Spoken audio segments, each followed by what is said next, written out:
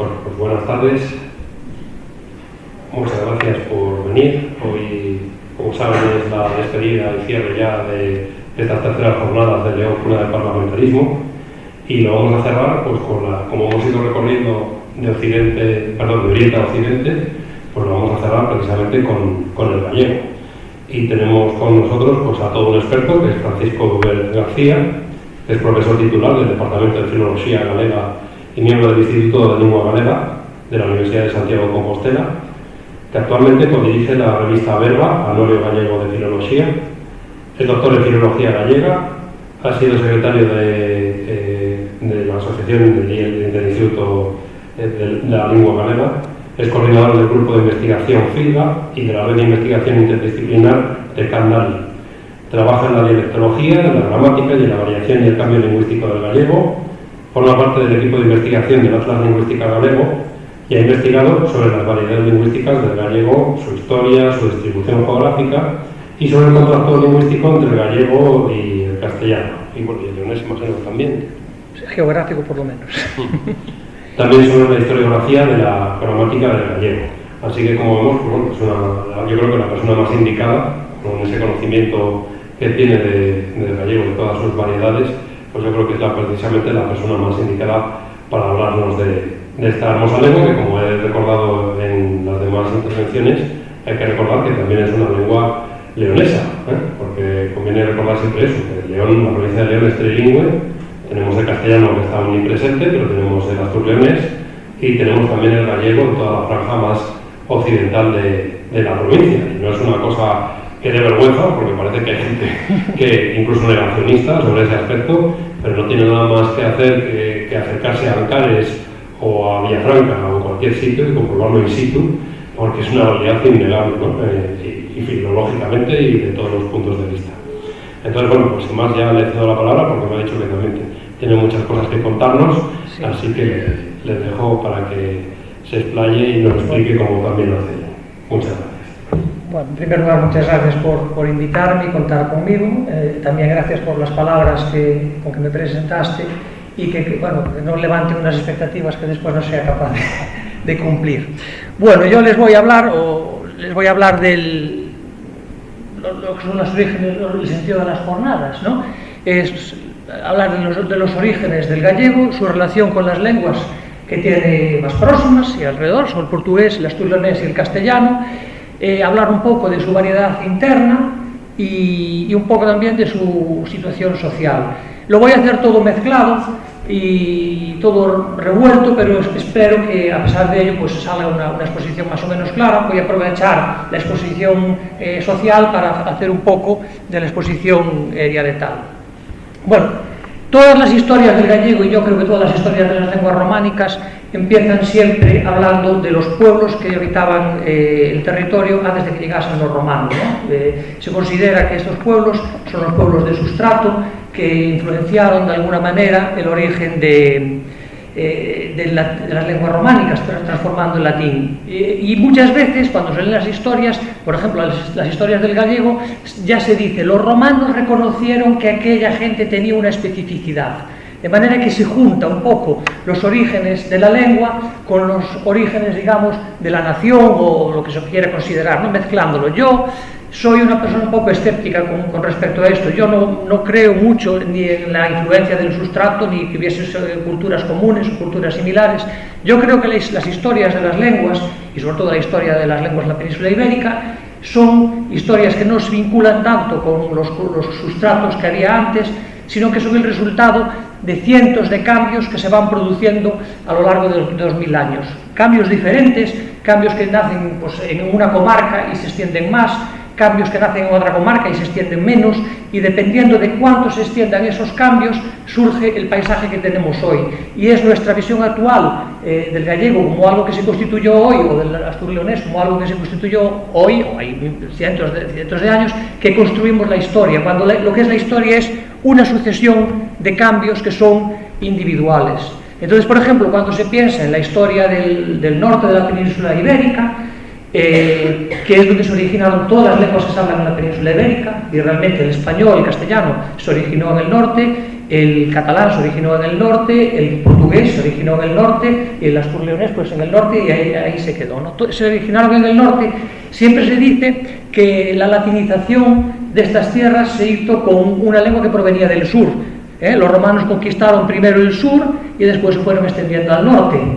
Y teóricamente el latín que apareció en todas estas variedades del norte era un latín muy conservador. Otros autores discuten esta noción y dicen que realmente cuando se conquistó el norte de la península ibérica, ya el imperio podía acceder fácilmente por tierra a todo el norte, de manera que la latinización del norte se hizo con la gente que venía del sur y con toda la gente que ya venía de la Galia y de la Italia, y por eso en gallego y en asturleonés, posiblemente por esta razón, el verbo hacer lo conjugamos en gallego y en asturleonés como fago, fas, fai, que coincide con cómo se hace en francés y en italiano, ¿no? Se demuestra, por lo tanto, que ya el camino, si existía, ya existía en el tiempo de los romanos y ya seguramente existía antes. De hecho, en todo el norte aparecen muchos rasgos que provienen, que había un comercio y había una relación con el centro con Europa, ¿no? Con la zona de Francia y la Galia. Entonces, ya en la constitución del gallego, a pesar de que estemos tan al occidente, ya existe una continuidad con el centro y un camino, ¿no?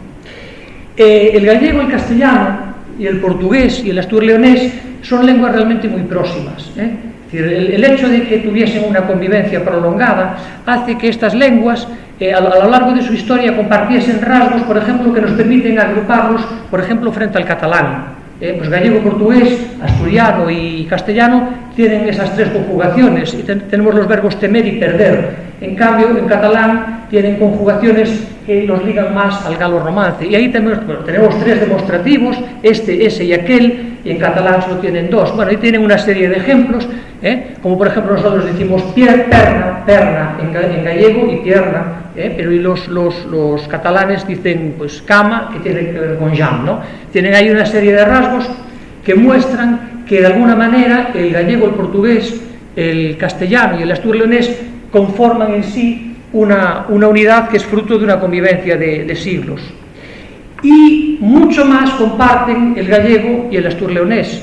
Tienen ahí también una serie de rasgos que nos muestran que ahí tuvo que haber una convivencia de fondo de siglos, porque se comparten rasgos lingüísticos, y los rasgos lingüísticos solo se pueden compartir si hay convivencia. Estábamos hablando antes de que un señor de la Cabreira podía hablar con un señor de los Ancares, uno hablando asturiano y otro en gallego, y se podían entender porque vivían juntos.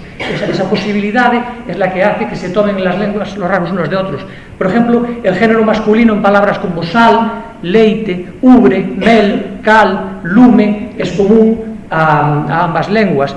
Que tengamos posesivos del tipo en gallego noso y en asturiano y asturleonés nuestro, que tengamos posesivos con artículo, verbos como ferver, que es en gallego y es en asturiano y asturleonés, en cambio hervir en castellano, y pasa lo mismo con bater, morrer, fender. Una terminación que es, por ejemplo, quixeno en vez de quixeron, es terminación que aparece en toda Galicia y aparece también en el asturleonés. Bueno, hay una serie de rasgos, lo que decíamos antes, en gallego y asturleonés no hay tiempos compuestos, y solo tenemos los pasados simples, y, por ejemplo, el uso que hacemos de hiciera. Me acuerdo cuando fuera a Santiago para marcar el pluscuamperfecto. Por lo tanto, vemos que también aparte de esa unidad que se ve entre esos cuatro idiomas, el gallego y el asturleonés también tienen elementos que los aproximan, que los unen, ¿no? Sin embargo, el gallego y el portugués tienen rasgos que son propios de ellos, tienen rasgos propios de ellos, que son propios de su evolución. Y eso se observa en el sistema vocálico del latín. El sistema vocálico del latín ahí es un poco difícil de ver, tenía 10 vocales que acabaron confluyendo en el latín vulgar en 7. El gallego y el portugués mantuvieron esas 7 vocales. En cambio, el asturleonés y el castellano lo que hicieron fue ditongarlas. Y aquí nace una de las primeras diferencias que hay, de las más importantes que se consideran, que separan el gallego portugués del asturleonés, que es que nosotros tenemos una distinción entre vocales medias abiertas y cerradas. Nosotros distinguimos entre bola es un pedazo de pan, bola, un bollo, y bola, una esfera. O distinguimos entre ven aquí, un imperativo, y ven, él viene. Si se fijan ustedes, en castellano y asturianés ahí tienen diptongos. Es la frontera que generalmente se utiliza para marcar dónde acaba el gallego y dónde empieza el astur leonés, ¿no? Es una distinción que el gallego mantuvo hasta ahora y que hoy empieza ya a peligrar en los hablantes más jóvenes, que muchos hablantes más jóvenes son incapaces ya de mantener esta distinción. Es un rasgo del gallego de los más jóvenes que muchos de ellos no son capaces de hacer estas distinciones entre estas vocales. ¿Cuándo nace el gallego? Bueno, es una pregunta que no tiene mucha respuesta, como decir cuándo nace el leonés o cuándo nace el castellano, porque el nacimiento de las lenguas no es una cuestión tan fácil. Lo primero que tuvieron que darse cuenta los hablantes de aquella época es que no hablaban latín. Tenían que ser conscientes de que dejaron de hablar latín. Durante mucho tiempo podían pensar que escribían de una forma y hablaban de otra. Pensemos en el inglés, que se escribe de una manera y se habla de otra, y es posible que ellos aplicasen algo similar a su lengua. Entonces el primer descubrimiento que tuvieron que hacer fue descubrir que no hablaban latín y que hablaban otra cosa. Y el segundo descubrimiento que tuvieron que hacer era que unos hablaban gallego, otros hablaban asturiano, otros hablaban castellano, y es algo que no surge así, de repente, es algo que se tiene que ir construyendo y que se va construyendo con la ayuda de factores lingüísticos. Yo digo ferro, tú dices fierro, él dice hierro.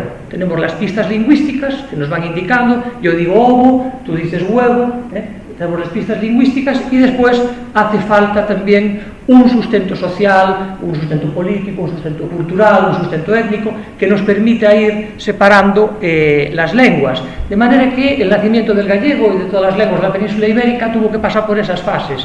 Primero, darme cuenta de que ya no hablo latín, y segundo, darme cuenta de que lo que hablo es una lengua diferente de la de mis vecinos, aunque me entiendo hablando con ellos, me puedo comunicar con ellos tranquilamente, pero de alguna manera esta conciencia de que nace una lengua es un proceso lento, y hay algún autor que dice que, por ejemplo, la península ibérica no se llegó a consolidar hasta el siglo XVIII, XVII. La gente no acababa de ver claro qué lenguas romances hablaba. Y al decir lenguas romances es lo que nos muestra que realmente los hablantes de la época no tenían una noción muy clara de si lo que hablaban era gallego o era castellano o lo que era. Si miramos los pocos registros que hay en los textos medievales de cómo se le llama a lo que hoy llamamos gallego, vemos que ellos no le llaman gallego, vemos que ellos le llaman normalmente romanzo, romance, que es algo que podrían aplicarse a las lenguas. Segundo conta o libro do Flos Santorum, onde foi sacado de latín en romanzo. Nen há home tan sabedor que podese dizer en latín nen en romanzo. Tamén se podía dicir nosa linguaxe, e la primeira vez que aparece, por exemplo, el término gallego aplicado a la lengua es a través dun catalán. Un catalán que le dice a la gente, no está bien mezclar los idiomas, entonces en un cantar no se debe mezclar el francés con el provenzal, con el siciliano. Aquí tenemos el francés, el provenzal, el siciliano, ni gallego ni otras lenguas. Y fíjense que es curioso, porque en las lenguas que menciona este señor es el gallego, el siciliano, el francés y el provenzal, y no menciona otras lenguas románicas que son las que primero nos vendrían hoy a la cabeza, ¿no? Y fíjense que, por ejemplo, en un texto que tenemos aquí de 1490 se dice que los cambiadores en Santiago no deben hablar otra lengua que no sea nosa linguaxe galega ou castellana. Lo que da idea que ya en 1490 el castellano ya no era una lengua extraña en Santiago. Los cambiadores pueden hablar siempre nosa linguaxe galega ou castellana.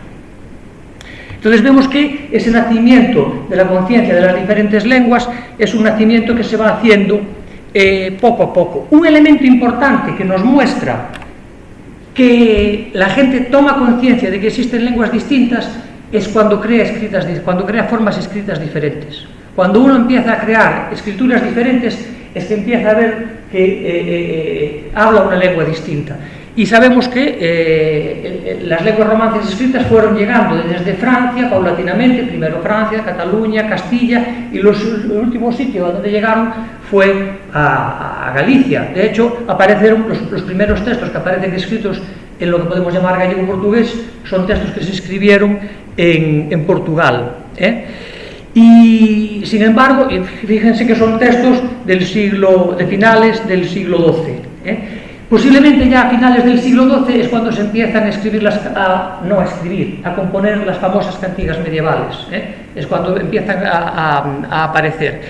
Y a partir de mediados del siglo XIII es cuando empieza a producirse ya escrita, que yo no diría escrita gallega. Yo, si me quisiese poner la mente de aquellas personas, diría romance en Galicia. ¿Me explico? No diría gallego, sino romance en Galicia. Y este es posiblemente el primer texto que hay escrito en gallego, que es curioso, porque describe qué es lo que hay que hacer con los ocupas.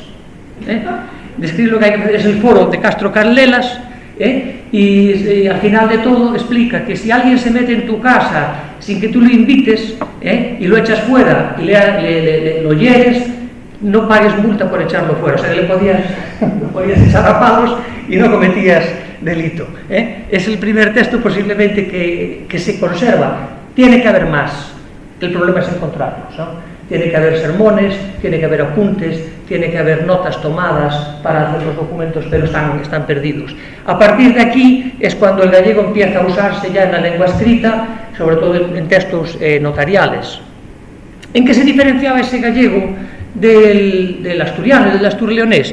Bueno, pues en esos ditongos, en gallego se decía novo, en leonés se decía nuevo, se decía terra, tierra. El gallego perdió esa N de moeda, que es un fenómeno muy importante porque esa pérdida de la N caracteriza también mucho al gallego frente a las hablas centrales. El decir cana, falar, la simplificación de las L's dobles latinas, cebola, y estos tratos son los que le iban diciendo al hablante: esto es otra lengua, esto es otra forma, no vamos a decir otra lengua, es otra forma de hablar, es como hablamos los gallegos, pues a nosa linguaxe galega, que contiene todos estos rasgos y que ya permiten ir separando al gallego del portugués. En todo caso, estas fronteras entre las lenguas en el siglo XII, XIII, XIV, como digo, no estaban tan claras, psicológicamente no eran tan claras, y a la gente no le preocupaba mucho mezclarlas. Hay unos textos, los foros de Castelo Rodrigo, están publicados en los años 50 por Lindley Sintra, que son unos foros escritos en la zona de frontera de León y Portugal, que están escritos, a pesar de estar en la zona de frontera de León y Portugal, están posiblemente escritos por alguien que es gallego o alguien que es leonés y mezcla continuamente rasgos leoneses y rasgos gallegos. No le preocupaba mezclarlas, él escribía los foros, iba mezclando las lenguas, lo que da idea que para él no era un problema muy grande que las lenguas se mezclasen. No había tradiciones, porque las tradiciones escritas es algo que se va creando a lo largo de siglos, ¿no? Hasta que al final vemos las lenguas tan distintas que decimos que las mantenemos separadas. Pero eso no sucedía cuando se produjeron cuando nacieron las lenguas. Y entonces en los siglos XII, XIII, XIV es cuando se dice que el gallego vive un momento de gran esplendor. La lengua gallega y Galicia es un momento de gran esplendor cultural. Está la Catedral de Santiago, está el Apóstol, están las peregrinaciones, está Xelmírez, están los grandes nobles gallegos. Galicia era un sitio, pues, en aquel momento era un sitio importante.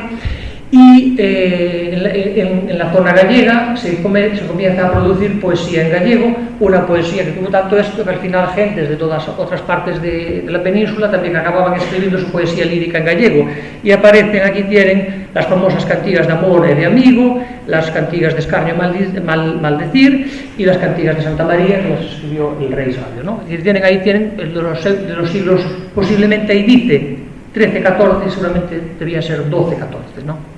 Y también existe toda una escasa producción en prosa que nos vuelve a mostrar la conexión europea y la conexión del camino. Prosa en la que figura la materia de Bretaña, la historia del rey Artur. Tienen el libro de Xosé de Arimatea, Demanda do Santo Graal, o libro de Merlín, tienen también la cultura clásica, la crónica troyana, hay una traducción al gallego de la crónica de la historia de Troya, Os Milagres de Santiago, que es una traducción del Codex Calestino, que cuenta milagros de Santiago Apóstol, y una traducción al gallego de la crónica general. Entonces, que había una producción, los nobles podían pedir que se tradujesen al gallego libros de historia, novelas y poesía. Y después existía todo el uso común de los notarios. Se hacían los contratos y se hacían en gallego, y a nadie le llamaba la atención, se hacían los pactos, se hacían las ventas, se hacían las donaciones a los monasterios y se escribían en gallego.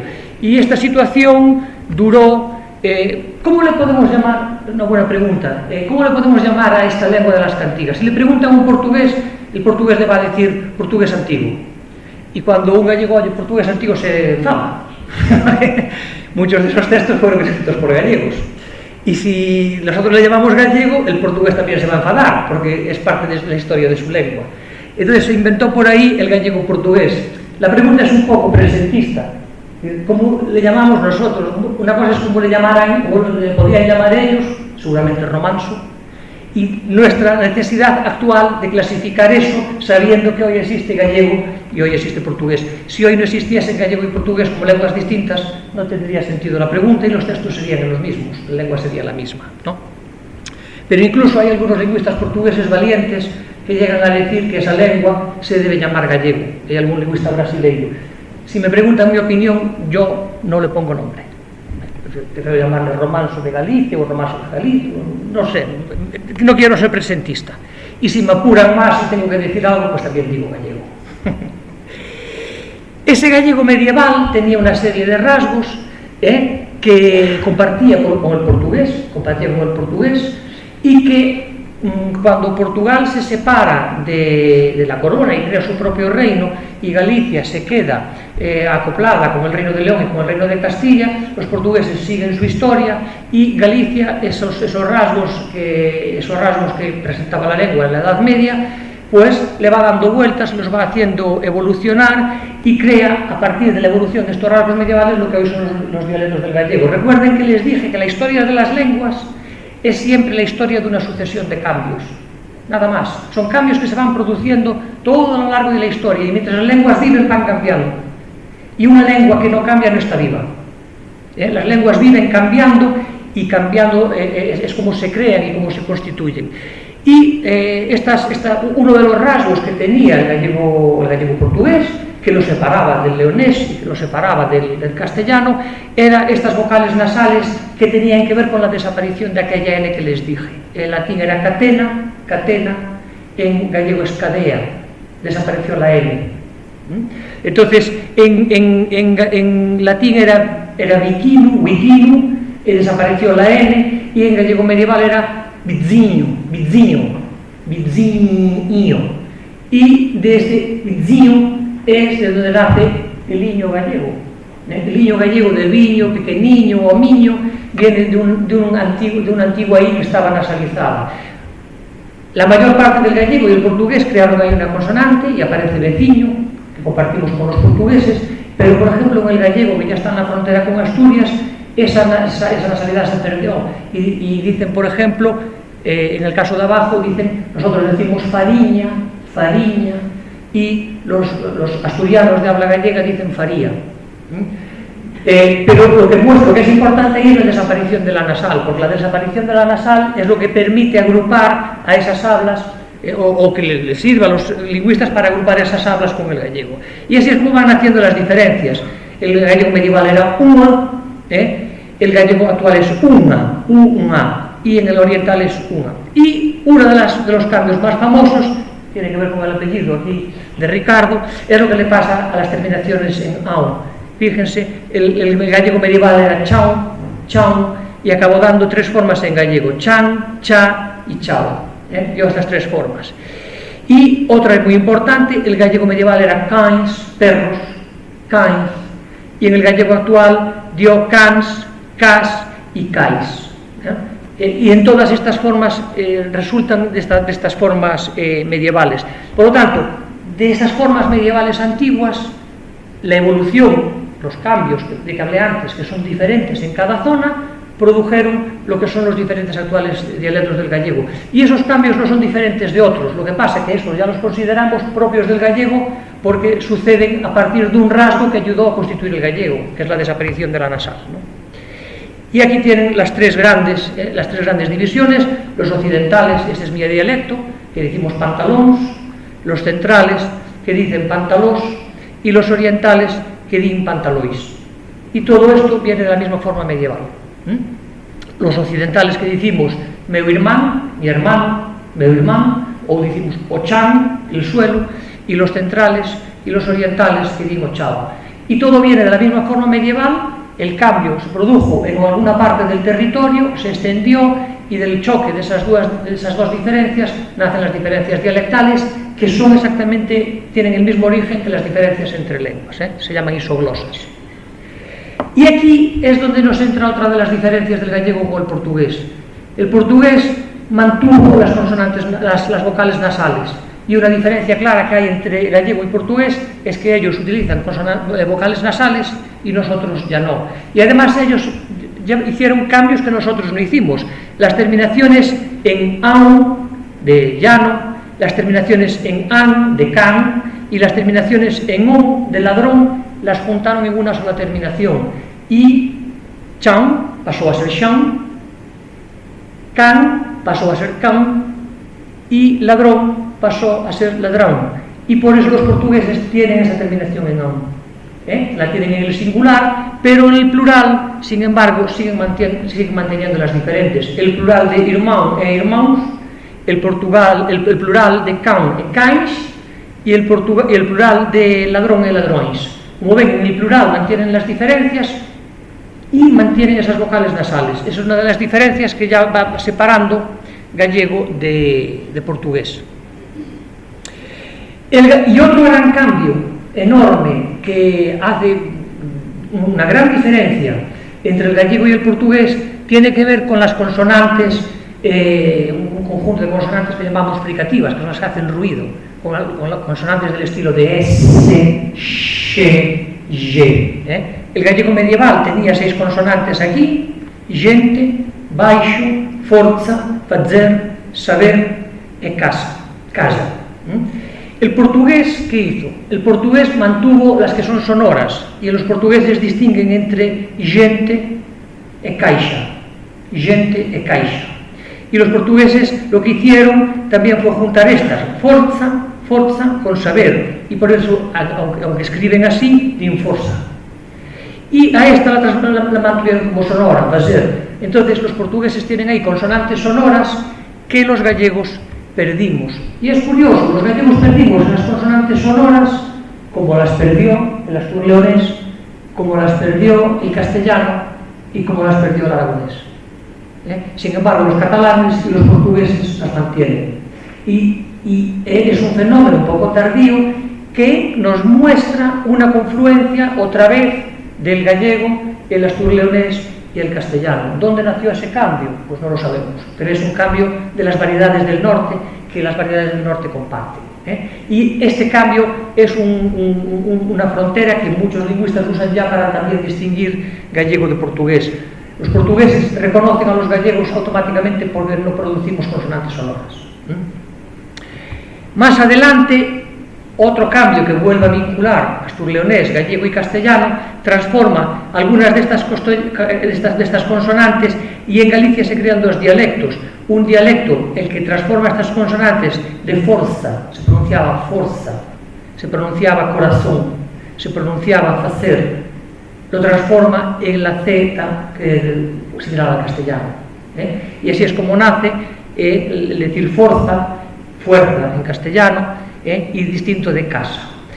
Y es un cambio que vemos que sucede en prácticamente todo el centro de Galicia. Todos estos hablantes de allí comparten estas consonantes y las vuelven a compartir con el astur-leonés y las vuelven a compartir con el castellano. Es una evolución que otra vez para mucha gente se hace sospechosa, porque dice, ¿cómo el gallego evoluciona ahí? ¿Será una influencia del castellano? Y sin embargo, los gallegos de la costa, de mi dialecto, lo que hacemos es eliminar este sistema y pasamos a un sistema más simple, que es un sistema seseante como el del andaluz. Y entonces nosotros decimos forza, facer e casa. Entonces vemos como una de las isoglosas, uno de los fenómenos dialectales más famosos, más característicos del gallego, falar polo S, hablar con seseo, vemos que tiene su origen en una serie de cambios que tienen alrededor de 400, 500 años y que permiten separar gallego de portugués y permiten separar, fíjense que también permiten separar los dialectos gallegos occidentales de los orientales. Y otra vez vemos la acción de los cambios lingüísticos individuales, cómo van extendiéndose y son independientes de las lenguas, porque este cambio es compartido por 3 lenguas, 3 o 4 lenguas. Y sin embargo, aísla a estas hablas de aquí y sin embargo las pone en relación pues con el andaluz, por ejemplo. Y otro de los fenómenos estrella que también nace en esta época de la dialectología gallega es la geada. Hoy día hablar de la geada. La geada es que los hablantes del occidente de Galicia, en vez de decir gato, din jato. En vez de decir amigo, din amigo. En vez de decir gas, din gas. Y es un fenómeno muy estigmatizado. Se considera una cosa muy vulgar y se considera que quien habla así habla de una manera muy vulgar. Posiblemente es un fenómeno muy estigmatizado porque no se da en castellano. Me explico, es un fenómeno que se da solo en gallego y si se da solo en gallego, pues tiene que tener defecto. Pasa con el seseo. El seseo también es un fenómeno estigmatizado, ¿por qué? Porque no se da en castellano. Muchos fenómenos que no se dan en castellano, al final se vuelven estigmatizados y se consideran incorrectos porque no se dan en castellano, ¿no? Este es uno de los fenómenos también más importantes que caracteriza las hablas gallegas y es tan importante que tiene nombre. La gente le llama geada o falar polo G. Mira, fala polo G, que bruto. Aunque la juventud, por ejemplo, hoy en día eso lo transforma en un rasgo identitario y los hablantes del occidente reclaman la geada y la usan para decir somos gallego hablantes de siempre. No somos gente que se cambió el gallego ayer, sino que somos hablantes de gallego tradicional. O sea que al final estos rasgos sistematizados sirven también a la gente, les llama prestigio encubierto para mostrar su identidad. Y del conjunto de todos estos cambios surge la actual división del gallego. ¿El gallego es una lengua que tiene mucha variación dialectal? Sí, el gallego es una lengua como el asturiano que tiene mucha variación dialectal. ¿Y a qué se debe que tenga mucha variación dialectal el gallego? Se debe a que el gallego se viene desarrollando en Galicia desde hace 2000 años. Se produjo la latinización, se extendió el latín y el latín tuvo en Galicia 2000 años para progresar. En 2000 años se pueden producir muchos cambios. Les dije antes que las lenguas del norte fueron llevadas al sur con la Reconquista, por lo tanto las lenguas que se hablan en el sur no tienen esa historia. Eran hablantes de muchos sitios diferentes y tuvieron que eliminar las diferencias entre ellos. Por eso el gallego tiene bastante división dialectal. Y estas son las 3 divisiones que se proponen generalmente para el gallego, tienen que ver con la N que veíamos antes, pantalóns, pantalós, pantalois. Y esto es un estudio hecho con 300 mapas fonéticos y sale una agrupación que muestra el gallego occidental por un lado, los que tienen geada, los que tienen seseo, los que tienen irmán y el resto. Y es interesante ver que en el resto aparecen las hablas orientales, muy vinculadas a las centrales. Se ve aquí abajo en el histograma, es un poco complicado, pero hagan ustedes un acto de fe. Y créanme cuando les digo que el gallego occidental se enfrenta a todo el gallego en bloque. Son las 2 divisiones más importantes donde vemos esos fenómenos fonéticos. Toda esta variación se hizo desde la Edad Media hasta ahora. ¿Qué pasó desde un punto de vista social? Bueno, pues el gallego se usaba en la poesía, el gallego se usaba en la lengua escrita, lo usaban los notarios, un señor podía ser notario y hablar gallego y a nadie le llamaba la atención. ¿Qué pasa a partir del siglo XVI? A partir del siglo XVI entra el gallego en lo que se llama la edad de su decadencia. La historia política hace que Galicia quede en un lugar periférico y los rasgos que caracterizan a Galicia, entre ellos su lengua, se vuelven también rasgos periféricos. Entonces, en los siglos oscuros, los llamados séculos oscuros, el gallego desaparece de la lengua escrita. El gallego sí sigue hablando, la gente sigue hablando gallego, pero ya no lo escriben, y el gallego ya poco a poco las clases dominantes lo van abandonando. Hay gente que no se debe decir los séculos oscuros porque es una época del barroco gallego en el que se hace la fachada barroca de la catedral. Es un momento de gran riqueza en Galicia, de desarrollo social. Entonces, parece un nombre inadecuado, pero es un nombre adecuado si pensamos que se centra en que el gallego desaparece de la lengua escrita. Y todo lo que podemos decir del gallego de los séculos oscuros es conjetura, porque prácticamente no hay textos. Es reconstruido, es como tener que reconstruir un poco el indoeuropeo, digamos, no tanto, pero me explico, ¿no? ¿Qué pasa, por lo tanto, entre el siglo XIV, en que vemos aquí a un arzobispo gallego, Roy Padrón, hablando con el infante don Juan de Castilla de Tarifa, parece ser que era un hijo de Alfonso X y de la reina Doña Violante, y los va a visitar a su casa, va a visitar el arzobispo Roy de Padrón va a visitar a don Juan, y bueno, estaban hablando, bla, bla, bla, bla, y al final nos dicen aquí que de manera de departimiento y de placer, así como amigos que ellos eran, comenzólo decir en su lenguaje gallego. Roy Padrón, arzobispo de Santiago, habla con don Juan de Castilla en gallego. Fue el último rey de León. El último rey, pues habla con él en gallego y no pasa nada, ninguém le llama la atención. Bueno, algo de la atención llama porque lo escriben, pero tenemos una prueba de que el arzobispo podía hablar en gallego. ¿Qué pasa entre el siglo XIV y el siglo XVI, en el que en el seminario de Tui se habla de que los mozos gallegos son mozos bozales es que no saben hablar, que son ignorantes, no saben hablar, y se dice, porque regularmente los mozos de este reino son sumamente bozales, queremos que mientras estudiaren menores se exhorten a que hablen el idioma castellano, y ellos se empeñen en cumplirlo, pues de otra manera ni entienden lo que se les habla y explica, ni después construyen con limpieza, y por lo que mira la cátedra de mayores, queremos que hablen latín en las cosas regulares, pues de esta suerte están más expeditos para la oración y la composición. En no haciendo así se proceda a un castigo moderado con palmas, pérdida de puntos, estar de rodillas y otras cosas semejantes, y si esto no fuere bastante, procederá a lo más conducente, o sea, un poco más de caña. ¿Qué pasa en 2 siglos en que un arzobispo pueda hablar gallego con un noble de la alta nobleza castellano-leonesa y los jóvenes del seminario ya no pueden hablar gallego, y porque hablan gallego se dice a ellos que son bozales. Bozales también se decía de los negros, de los esclavos negros que no sabían hablar romance, ¿no? Que no sabían hablar castellano. Es decir, es una visión radicalmente distinta. ¿Qué pasa? Pues pasa que una idea, antes de decir qué pasa, quiero insistir en una idea que me parece muy importante insistir, porque se oye muchas veces la idea contraria. Se oye muchas veces. El gallego no entra en decadencia porque sea una lengua imperfecta. No le falta nada. Es decir, no es que le falten vocales, no le faltan tiempos verbales. Si necesita una palabra y no la tiene, como cualquier lengua románica, acude al latín, o acude al griego, o acude a cualquier otra lengua. Es decir, el gallego no tiene ningún defecto. Hay por ahí algunos lingüistas que dicen que el español de alguna manera era más perfecto, no sé qué. Bueno, para poder creer una cosa de ese estilo hay que primero creer que existen unas lenguas más perfectas que otras, y a día de hoy nadie fue capaz de demostrarlo, ¿no?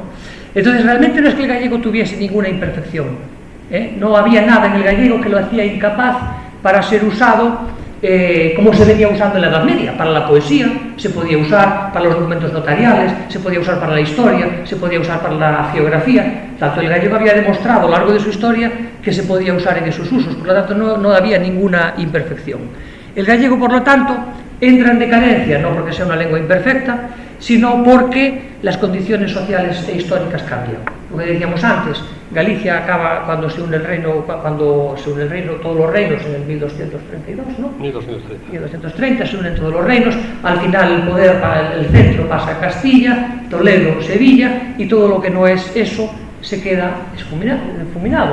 Y entonces los nobles gallegos dejan de mirar para Galicia y comienzan a mirar para la corte, y las condiciones sociales hacen que los gallegos acaben creyendo, los gallegos acaban por creer, y aún muchos gallegos lo creen hoy, no son pocos los gallegos lo que creen esto, acaban creyendo que su lengua es inútil, cuando acabamos de ver que podía ser tan útil como cualquier otra, y se demostró su utilidad a lo largo de la Edad Media.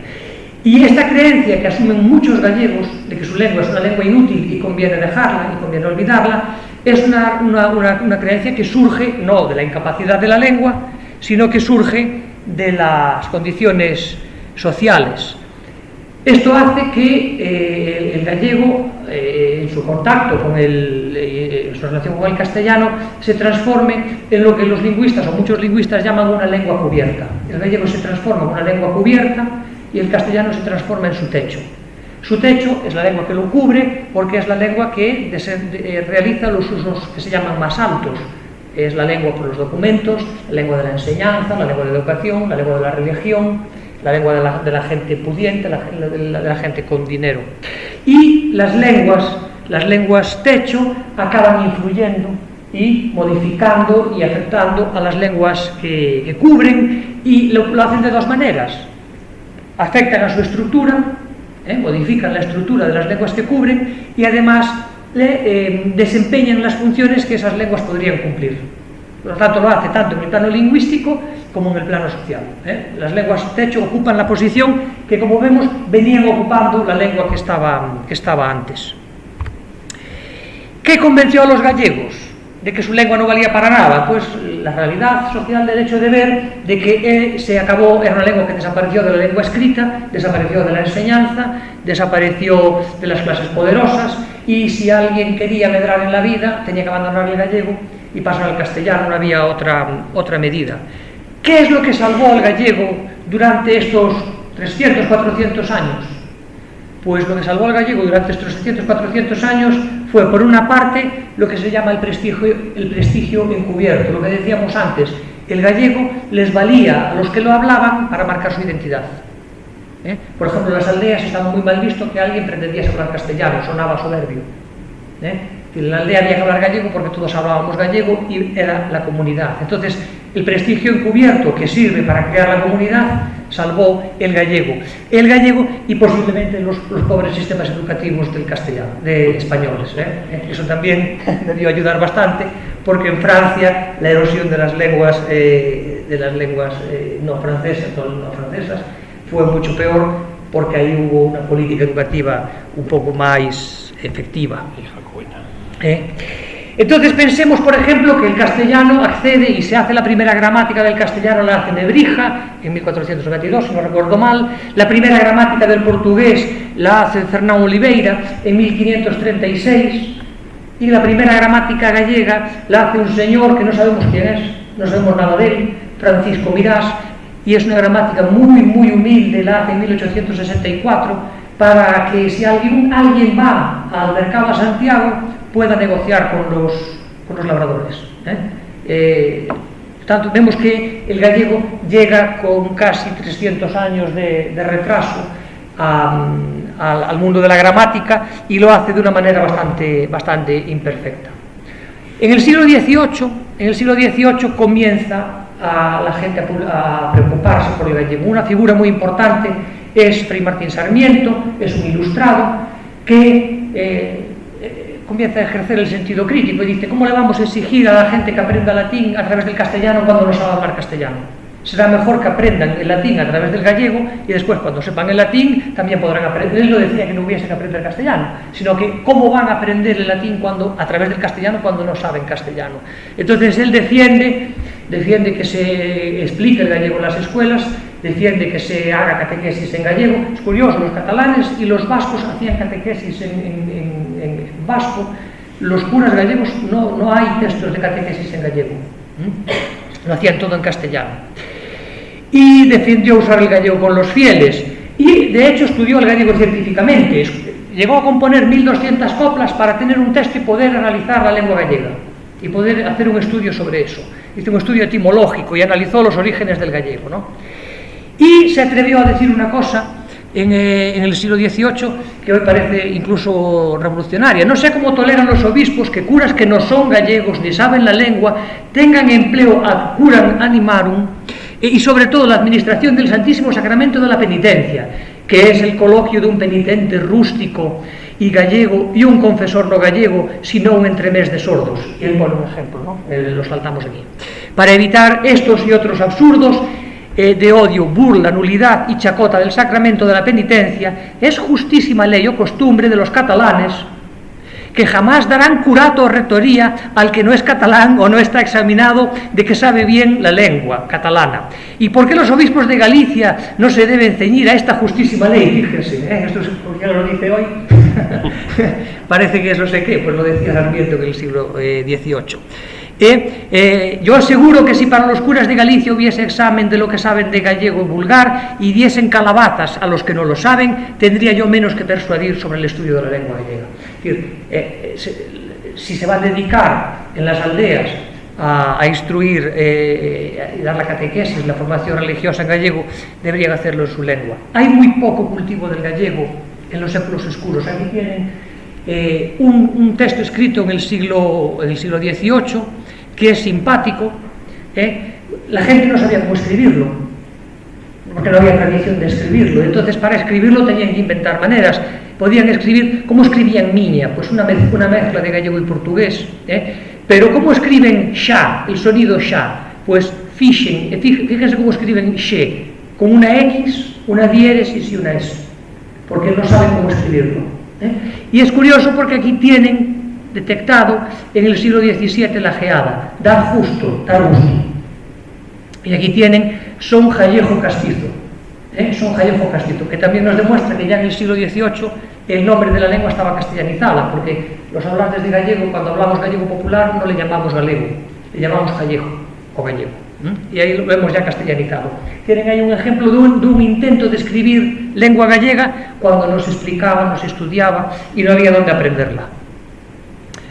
El siglo XVIII es el siglo del Rexurdimento, es el romanticismo, el nacimiento del provincialismo, el nacimiento del regionalismo. Los intelectuales y las clases medias miran para el gallego, se preocupan por el gallego y comienzan a preocuparse y a cultivarlo. Se usa cuando los franceses invaden para motivar a los campesinos, se usa para transmitir ideología política en las discusiones entre conservadores y liberales.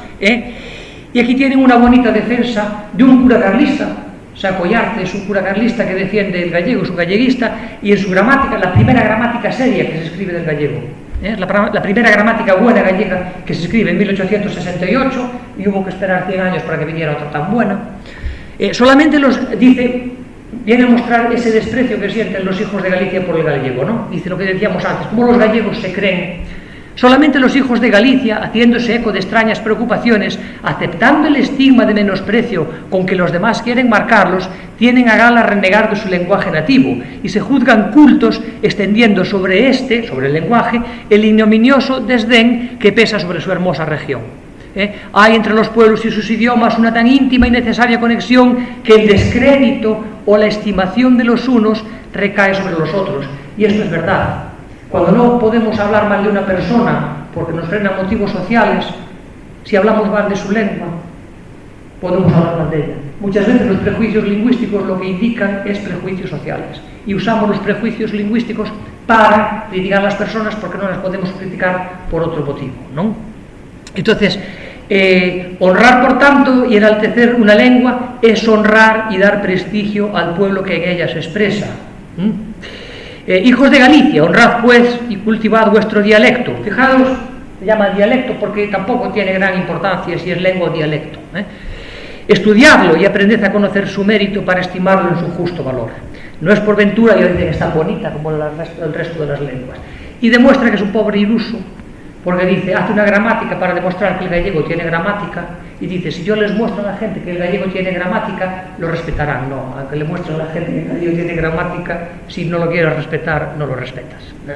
No es que tenga gramática o deje de tenerla. Aquí tenemos las tres coronas del Rexurdimento, que son los tres grandes poetas del siglo XIX, son Rosalía de Castro, que también escribió en castellano y es famosa, Manuel Curros Enríquez y Eduardo Pondal, que es el autor de la letra del himno gallego. Son los tres grandes poetas del siglo XIX, porque todos los resurgimientos comienzan siempre por la poesía. Se cultiva la poesía y después poco a poco se va conquistando la prosa, ¿no? Tras el siglo viene un siglo importante, que es el siglo XX. A principios del siglo XX se produce una gran explosión, aparece el galleguismo, evoluciona a nacionalismo y se fundan las Irmandades da Fala. Las Irmandades da Fala es un grupo social, un grupo político que se dedica a defender el gallego, y vemos que poco antes, en 1906, se crea la Real Academia Gallega. Y es curioso, pongo el dato, se crea en La Coruña la Real Academia Gallega, pero realmente se planea su fundación en La Habana. Son los emigrados de La Habana los que se dedican a pensar que hay que crear una academia gallega. Entre las misiones de la Academia Gallega, fomentar la literatura, recoger el folclore, crear una gramática y un diccionario normativos.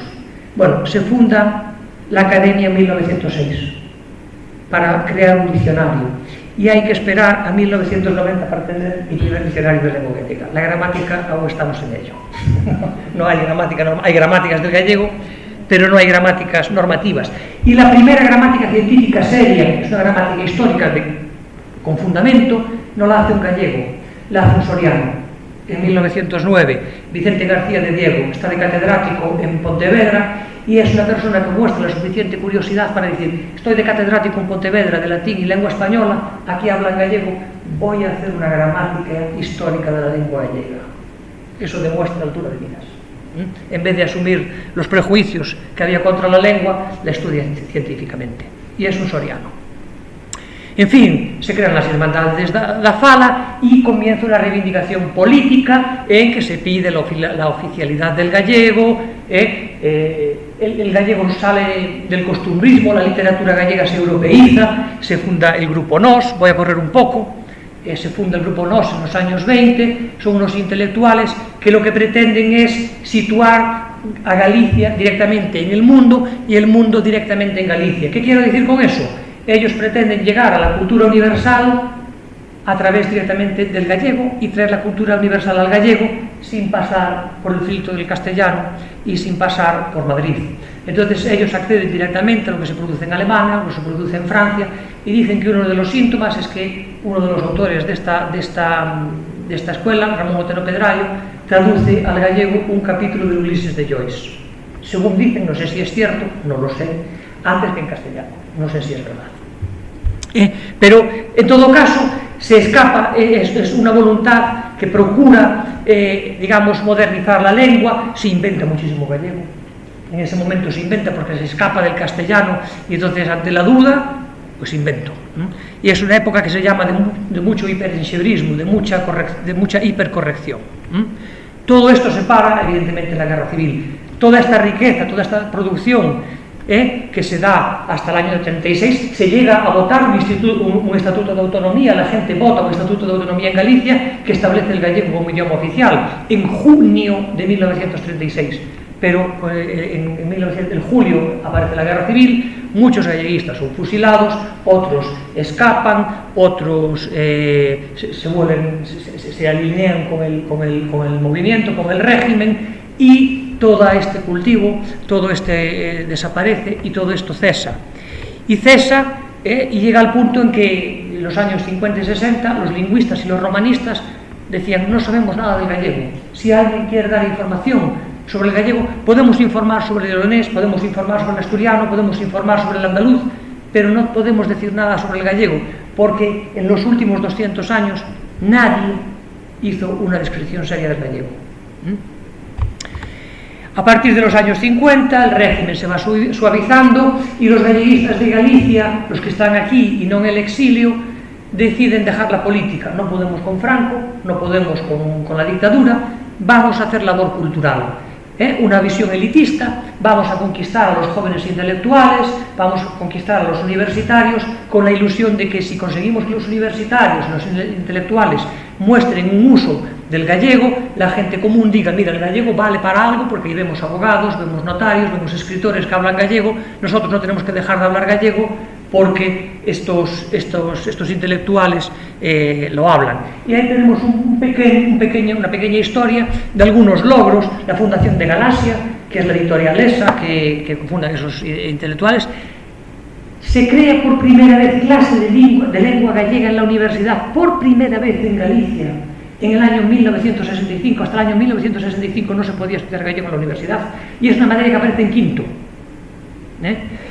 En el 72 se crea la cátedra, en el 81 se declara el gallego lengua oficial de Galicia, en el 82 se aprueban al final unas normas ortográficas del gallego, y bueno, se funda en el 85 la Televisión de Galicia, que emite, pues, por primera vez televisión en gallego. Yo cuando vi por primera vez a JR hablando gallego no daba crédito, yo me reía. Y cuando veías a los dibujos animados hablando en gallego te reías porque te parecía una cosa. A mí me pasó con Tarzán. Es imposible, pero era posible, lo podían hacer. Cuando se aprueban las normas del gallego, surge un gran conflicto en Galicia, que de alguna manera perdura hoy, del que les quiero hablar, que es importante, que es la separación que surge dentro del galleguismo y dentro del nacionalismo, entre los que consideran que el gallego es una lengua autónoma y los que consideran que el gallego es una forma de portugués. Siempre existió un grupo de gente que consideraba de alguna manera que el gallego debía tener una relación más estrecha con el portugués. En los años 70, cuando se crea la normativa del gallego, el sector que vence es un sector que se inspira en la lengua popular.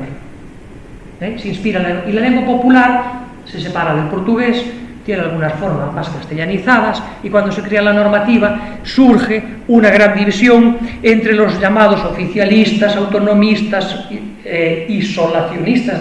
Cada uno de estos nombres tiene un matiz. Oficialismo e isolacionismo es despectivo y autonomismo no, y los reintegracionistas, lusistas, es despectivo, o galego satelizado ya no puede ser más despectivo. Y entonces se crean esas dos tendencias. Claro, entre esas dos tendencias se crean las que están en el medio.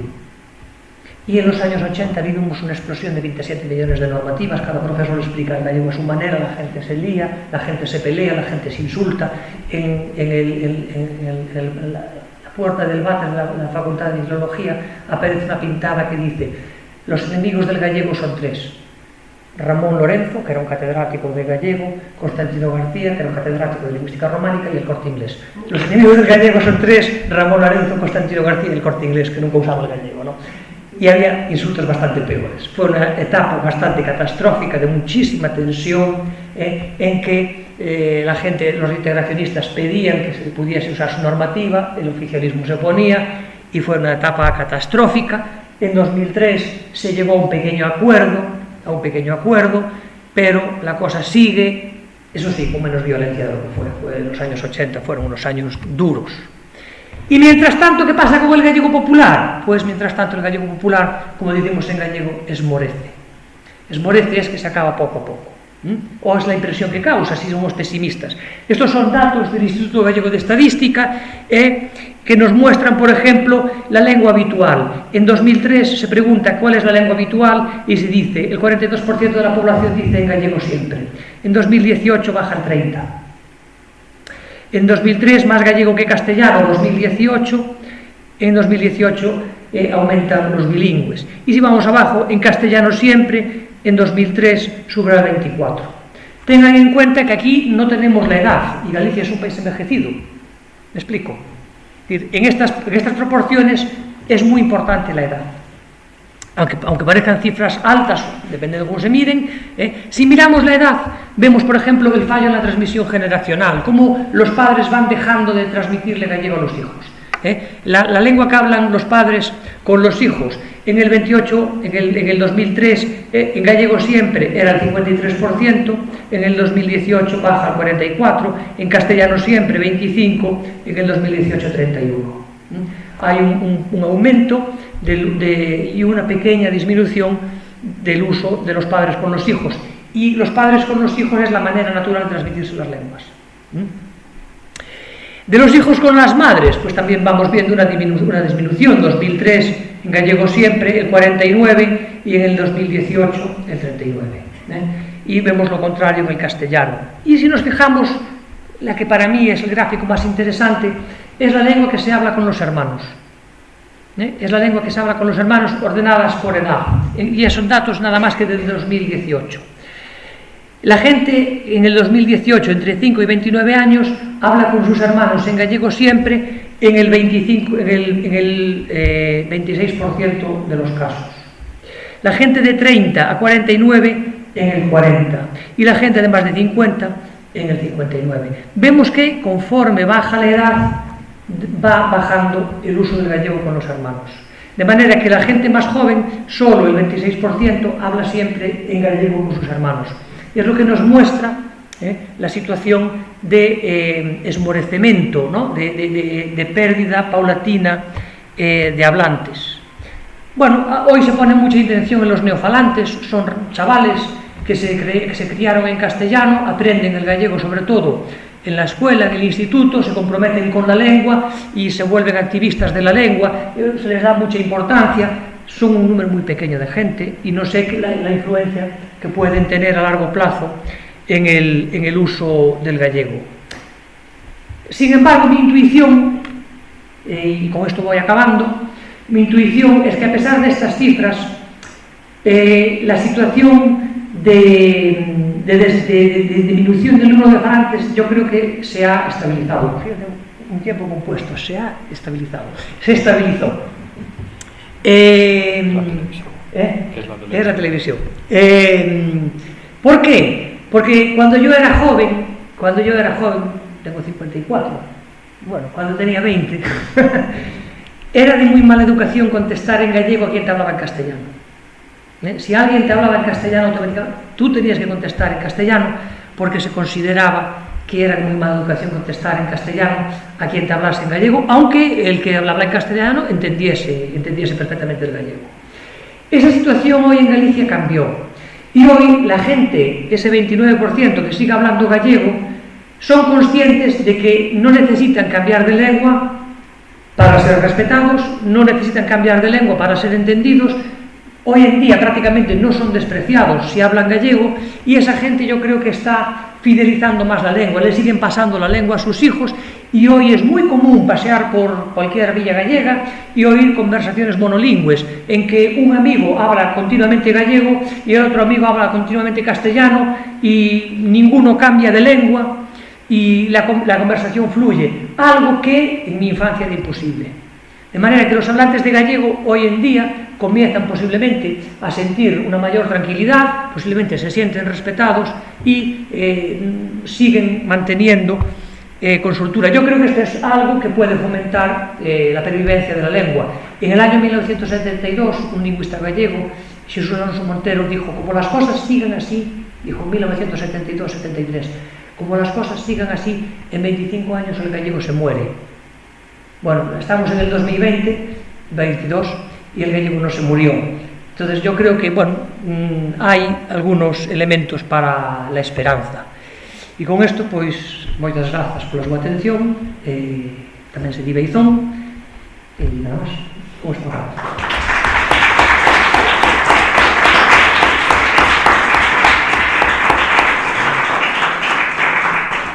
Pues yo creo que ha sido, vamos, súper interesante, lo ha hecho muy dinámico y, como yo estoy encantado, de una forma magistral. Espero que disfrutar.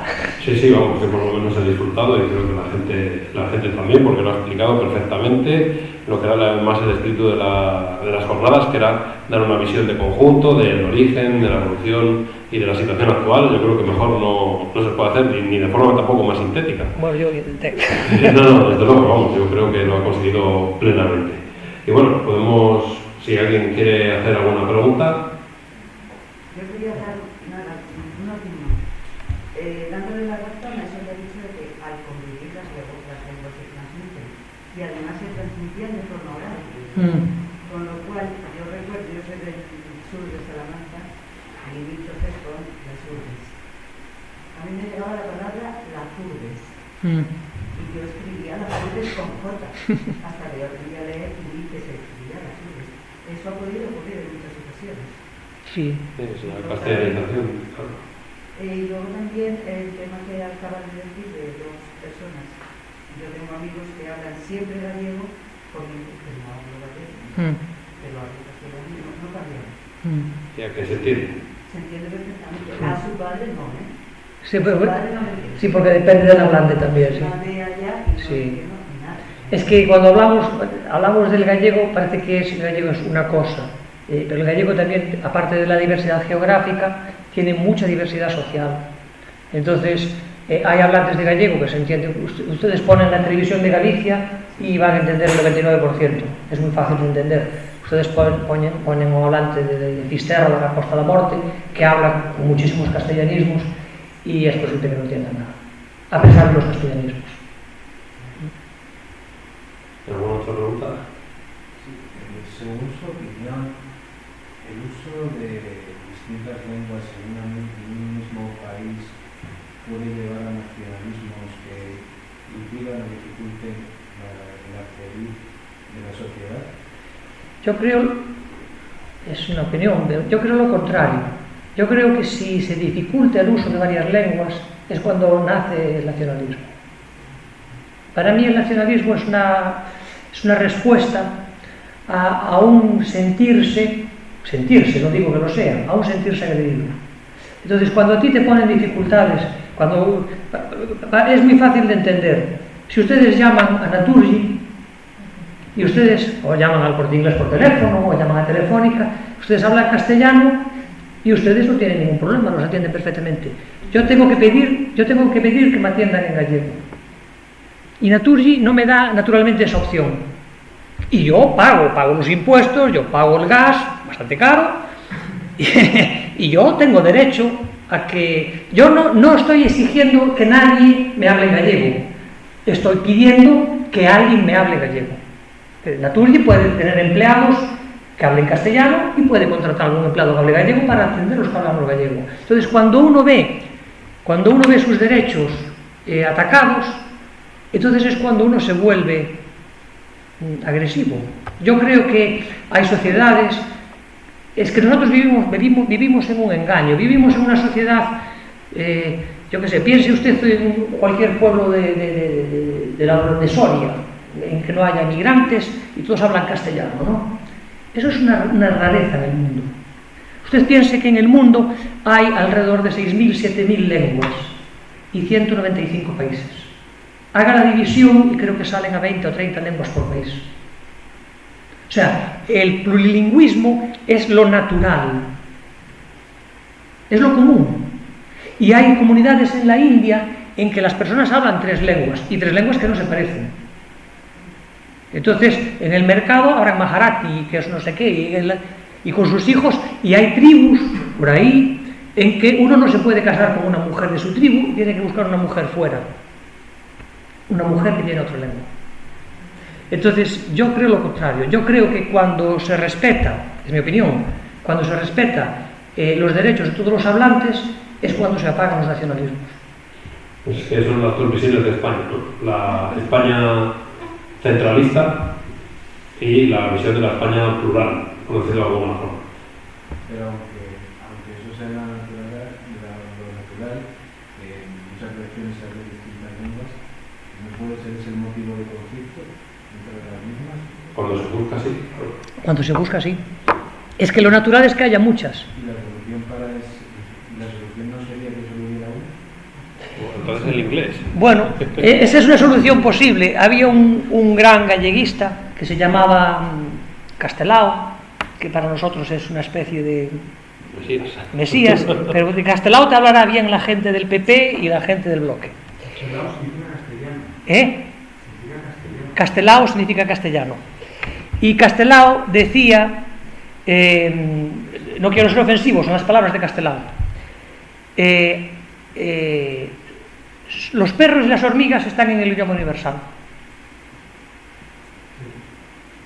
Un perro de Turquía ladra igual que un perro de Finisterre, y se entienden.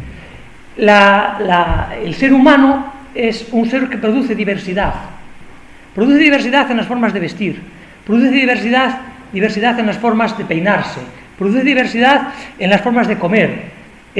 ¿Por qué produce diversidad? Porque el ser humano es una creación que está hecha para formar grupos, para bien y para mal. para bien y para mal. Y entonces nosotros somos máquinas de producir variación. Eliminar la variación es eliminar una característica que nos hace distintos de los animales. Es eliminar una característica que nos hace humanos. Los humanos somos humanos porque somos distintos. Y nos sabemos adaptar a 1000 ambientes. Y sabemos adaptarnos a miles de tipos de personas. Y somos seres flexibles. Nuestra flexibilidad fue la que nos hizo triunfar. Y a lo mejor destruirnos. Sí, pues en ello estamos. Yo a partir de la pregunta que ha hecho, pues no me hacía ninguna lado. Lo que has comentado antes de Francia, que allí sí que su sistema consiguió pues acabar pues igual con lo que la lengua que hablaban en Bretaña o lo que hablaban en Occitania, y allí parece que esa unificación de la lengua también ha provocado que pese a que los occitanos tengan su diferenciación, y durante mucho tiempo en el reino de Aragón o Bretaña también tiene, de hecho cuando hay lucha leonesa viene gente de Bretaña aquí con lo de las luchas célticas, pero como que no tienen esas ideas de, pues queremos dejar de ser franceses, ¿no? Con lo que parece que sí que el idioma ahí crea ciertas tensiones. Y luego lo otro que has comentado tú de las llamadas, ¿te dirías tanto como que te tuvieran que hablar en gallego o como que te entendieran en gallego, aunque te respondieran en castellano? Hombre, si me entendieran en gallego ya era bonito. A mí me entendería porque mi gallego no es muy oscuro, pero sí, sería bonito. Vamos a ver, hablar una lengua, lo comentaba antes con Ricardo, es decir, por ejemplo, pues la situación de lo que se habla en el occidente de Asturias, llamémoslo así. Vamos a decir lo que se habla en el occidente de Asturias y no le ponemos nombre. Los gallegos consideramos que es gallego. Algunos asturianos consideran que es gallego y otros asturianos consideran que es otra lengua. Incluso si eso es gallego y se demostrase que es gallego y se probase que es gallego y así no hay duda eso no implicaría que ellos fuesen gallegos. Me explico, ellos son asturianos en todo caso de habla gallega. El problema es que a lo mejor alguien se siente tentado a crear, hablan gallegos, son gallegos. Como hay gallegos que dicen que el Bierzo es la quinta provincia. Por ejemplo. Cuando realmente es una franja pequeña del Bierzo la que habla gallego. Por ejemplo. Entonces, uno puede ser colombiano y un colombiano se siente muy orgulloso de ser colombiano y no lo confundas con un venezolano, y un panameño no lo confundas tal, y un peruano no lo confundas, y todos hablan castellano. Y los franceses y los belgas son belgas. Y los belgas, hay belgas, ¿vale? Tienen un problema entre los belgas unos con los otros, ¿no? Pero los franceses, los belgas de habla francesa son belgas. Está claro. Entonces, hablar una lengua y ser español no debería ser necesariamente implicar que solo haces español. Una persona es suiza, y en Suiza es que no solo se habla el alemán, se habla el italiano, se habla el francés y el romanche. Y yo tengo ahora estudiando una sobrina en Suiza, y en la escuela tiene que aprender, está en un cantón francés y tiene que aprender el alemán. Y nadie lo vive como un trauma. Ya, pero luego vas allí y lo que no te hablan es inglés. Sí, bueno. Estudio de Erasmus en Suiza. O si le hablas alemán estándar no te contesta. No, pero pasa a la práctica. ¿Qué? ¿Puedo contar un chiste? A ver. Sí. Esto es un gallego que le preguntan y le dice, bueno, ¿qué tal te ha ido con Alemania? ¿Cómo te has defendido con el alemán? Y dice, muy bien, les enseñé a todos el gallego. Muy gallego, sí, sí. A ver, yo quería... Sí, bueno, y ya la última intervención. Enhorabuena por la exposición, ha sido magnífica. Gracias. Magnífica. El gallego es una maravilla, pero lo que no hay que perder nunca de vista es que la lengua es para entenderse, no para no entenderse. A mí, por ejemplo, he ido a Lugo y estaban unos gallegos hablando y en un momento me han pedido perdón, ¿qué tal? Porque saben que yo no hablo gallego, aunque puedo entenderlo, saben que yo no hablo gallego. Me han pedido perdón y digo, no, podéis seguir hablando, pero la lengua es para entenderse. Yo me preguntaría solo, de los que llegan a Santiago hoy día, ¿qué hablan? Hablarán probablemente inglés la mayor parte, y bueno, lo de las lenguas sería una pena que se perdiese el gallego. Además, en Argentina somos todos gallegos, no pasa nada. Realmente no pasa, no por eso se ofende nadie. El gallego es una maravilla, pero la lengua es para entenderse. Es decir, que a mí, si usted o tú entiendes castellano, porque los de Natur y no te hablan tal, que no sé qué sé, pues tú les entiendes.